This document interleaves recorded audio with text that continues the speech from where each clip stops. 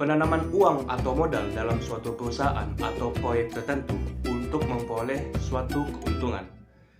Itu adalah definisi investasi menurut KBBI.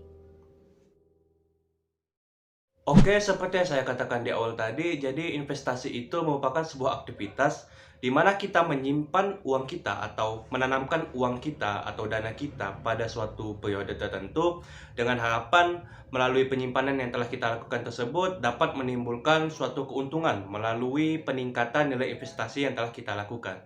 Nah, investasi sendiri memiliki 5 jenis. Yang pertama, investasi reksadana. Yang kedua, investasi obligasi atau surat utang. Dan yang ketiga, ada yang namanya investasi saham.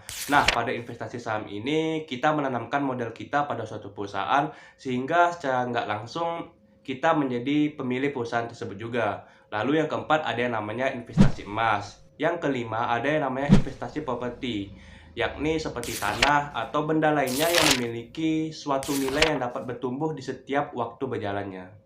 Selain itu, kita seringkali mendengar bahwa investasi ini seringkali dihubungkan dengan kata menguntungkan. Kenapa ya?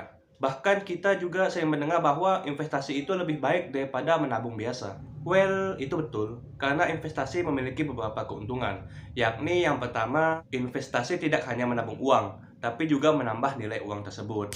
Yang kedua, pertumbuhan atau penambahan nilai aset dari investasi yang telah kita lakukan jauh lebih cepat. Bahkan dalam 1 tahun nilainya bisa berlipat ganda. Yang ketiga, investasi bisa melawan inflasi. Bahkan kita bisa tetap untung meski di bawah badai ekonomi sekalipun. Dan yang keempat, tidak perlu memikirkan biaya masa depan, bahkan uang pensiunan nantinya. Hal ini dikarenakan keuntungan investasi akan terus tumbuh, bahkan dapat diwariskan ke anak cucu sekalipun. Nah, dari keuntungan yang telah disebutkan tadi, tidak semuanya dapat terjadi, karena bisa saja kita mengalami kerugian dari investasi yang telah kita lakukan, yang disebabkan kita tidak dapat memilih dan melakukan investasi dengan baik dan benar. Maka dari itu, betapa pentingnya kita belajar terlebih dahulu sebelum kita memulai investasi.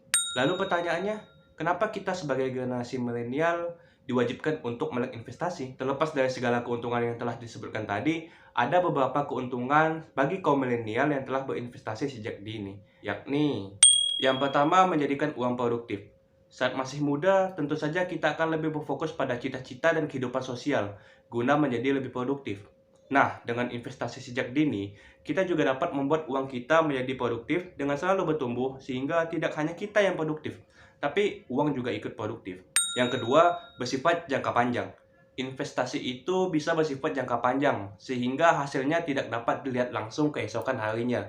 Maka dari itu, kita yang masih muda memiliki suatu keuntungan yang sangat baik, yakni waktu.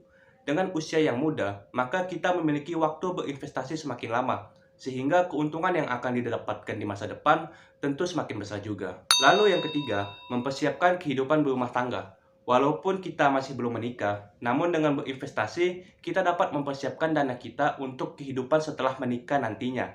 Sehingga kita dapat menghindari kendala-kendala ekonomi rumah tangga yang bisa saja terjadi pada saat rumah tangga kita nantinya.